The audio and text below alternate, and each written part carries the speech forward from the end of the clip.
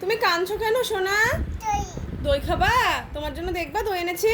এই নাও দই, খাবা এবার? হ্যাঁ হ্যাঁ, মেয়ে খাবে না, তুমি খাও। না মেয়েকে দেবা না, তুমি খাও। বাবা কাজে গেছে। তোমার দই খেতে ভাল লাগে দিদি ভাই? তোমার দই খেতে ভাল লাগে? কতটা ভাল লাগে মা? এতটা?